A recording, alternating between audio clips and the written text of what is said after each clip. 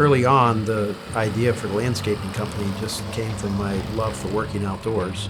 And at the time, all my friends were getting sign-on bonuses from Merrill Lynch and Ernst & Young and all these big companies. And I had grass-stained jeans and tennis shoes on. My truck smelled like grass. And I was a little, I guess to be blunt, a little ashamed of what I was doing. Like, I can do better than this. But then I started to make a little bit of money, and I realized I had a really cool thing going.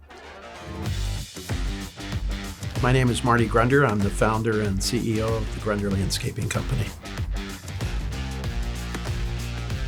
I rented an office above Elsa's Mexican restaurant back in 1988. If you had an address on a major street 40 years ago, that was a big deal. I didn't go down to the dealership and buy brand new Exmark mowers to get started. It was what we could afford. Some of it was used. We had a mishmash of stuff.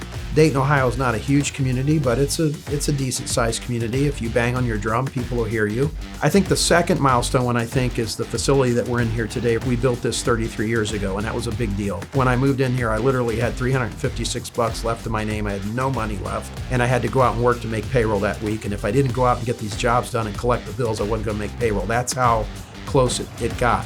We were around $4 million in business. We were very profitable. And I had a great collection of people here that were nice, but they weren't risk takers, and they didn't see what was possible for here.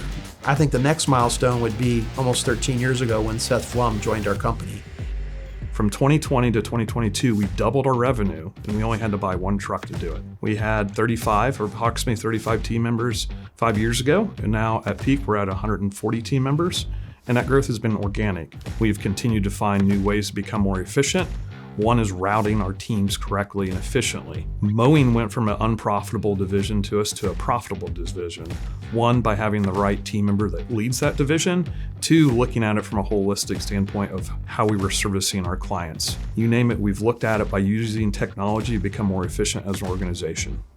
There's a big difference in equipment when you're doing 18 million and 4 million. Number one, you got a lot more equipment, and you can't afford to have things that break down or aren't dependable. And between the quality of equipment and the dealer support that we have, we're extremely pleased with Exmark. I marvel at how well they've held up, and they've just been a tremendous part of our success.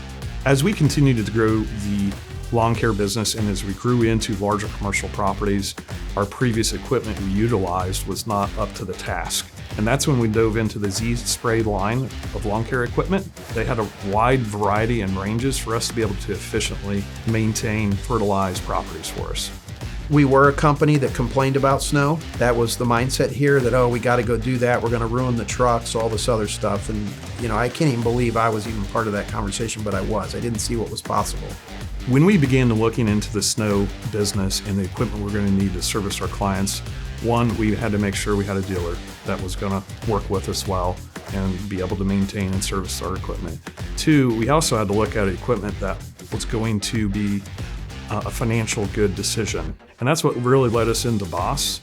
We've been very, very pleased with the quality, the engineering, the comfort, the things that I think Exmark, Boss, and Z-Spray has done a really good job walking in the shoes of their clients to provide equipment that is going to last and produce and help contractors make money.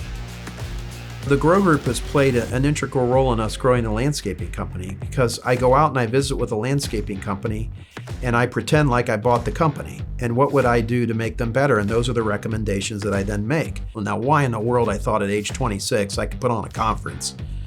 14 people came to the first one. Halfway through, I asked them what they thought. They said, this isn't real good. And then I told all of them if they came back next year and they didn't like it, I would refund all their money and pay for their plane ticket home.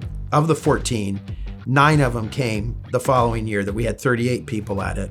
And now we'll have over 1,000 at this event. So it's really grown into what I think is the finest educational experience in the green industry. We love doing it, and we have a lot of fun seeing other landscapers realize what's possible for their businesses and their lives and their families. And I think that's probably what motivates us the most about it, is that.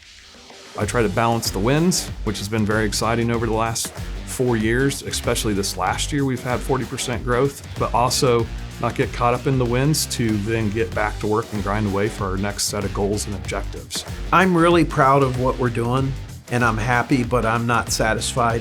I think what we've done is neat. but I don't think it's incredible, and I want to create incredible. And I don't see any end in sight as far as the improvements that we can make, because last time I checked, there's a lot more grass to cut that we're not cutting, and we're going to have a shot at it. I know we are.